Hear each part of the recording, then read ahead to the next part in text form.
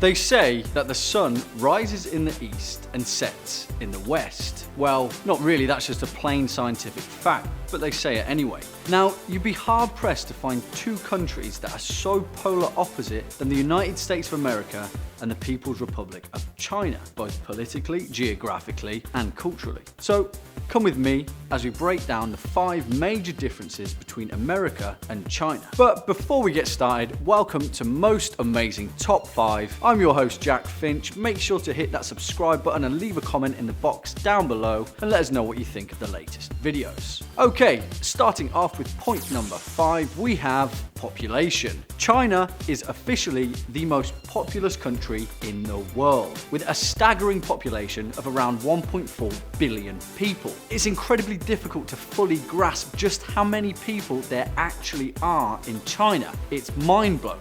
China covers an insane area of 9.6 million square kilometers and is the 3rd largest country in the world, or the 4th depending who you ask. A country that has over 160 cities that have a population over 1 million people, compared to the USA, which has just 10. This has led to some severe population density in many of China's major cities. People are everywhere at all times of the day. Traffic is insane, sidewalks are jam-packed, and pollution is a significant health risk. Now, no one's saying that it's not the same in the United States. The US still has a population of 325 million people, which is an absolutely huge number. But in China, it's just sheer mathematics. A population in its billions compared to the millions is quite a sight to behold. Next up at number 4, we have history. Now, although we have a rough idea of how things went down prior to the arrival of European settlers in North America, the recorded history of Native America doesn't really crop up until about the 15th century.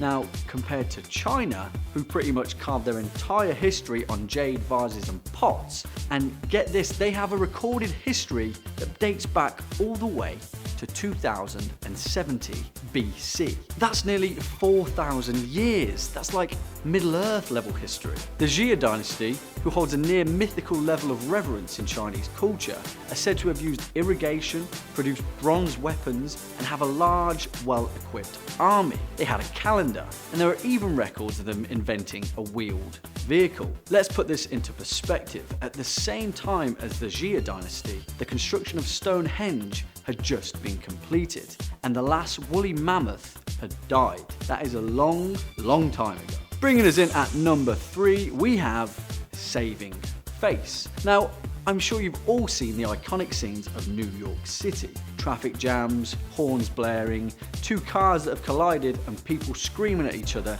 in the street. While in China, cultural values make things a very different place. Chinese culture has a huge emphasis on saving face, and any kind of public confrontation is pretty much just never done. It's very rare to see people arguing in the streets, and you'll 100% never see a fist fight. It even stems to lawful liability. It's incredibly rare for people to sue each other or even go to court. In China, both parties have to agree to be in court in order to file a lawsuit, so things have to be pretty tense before it gets to that. Compare this then to the United States, where, well, people sue each other for sneezing the wrong way. It's crazy over there. There are even stories of motorcyclists in Beijing crashing into each other, getting up off the ground, looking at each other, and then just riding away without a single word being said.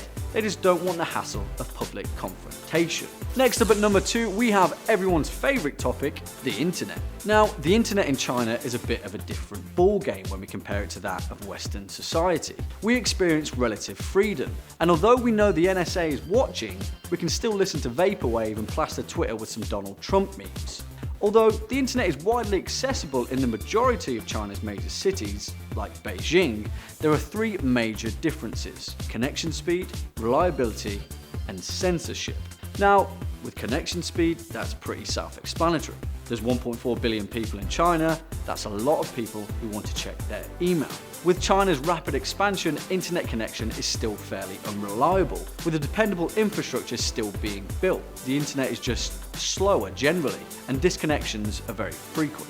Now, the big point is China's internet censorship. Any of the usual culprits, Facebook, Twitter, Snapchat, Instagram, even YouTube, are all unavailable. You can't even post a selfie on Instagram in China. This is down to China's policy of media censorship, with the state claiming that they prefer local, Chinese-grown companies over foreign firms, while most claim that it's down to manipulation of the media and often compared to a great wall of internet censorship. And finally, at our number one spot in the 5 major differences between America and China is everyone's second favorite, politics. Now, the United States of America is a federal republic in which a president, Congress, and federal courts all share power to keep each other in check. This is all written down in the American Constitution, a mandate drawn up by the Founding Fathers, who made sure that the new world would have a fair and equal system that would differ to the rest of the world, compared to China, which has essentially the opposite side of the coin. The People's Republic of China is, and we quote, a socialist state under the people's democratic dictatorship led by the working class and based on the alliance of workers and peasants. Built on a similar but completely different constitution, China is a one-party state. The ruling party essentially holds ultimate power and authority. And while things might be pretty scary back in the old USA, China's current leader, the one and only Xi Jinping, just extended his term as a leader to forever. He passed a motion that removed the term limit set on a president, so looks like he's not going anywhere for a while. Great. That's all we've got time for today, guys. Thanks for tuning in. You've been watching Most Amazing Top 5. I've been your host, Jack Finch, and until next time, take it easy.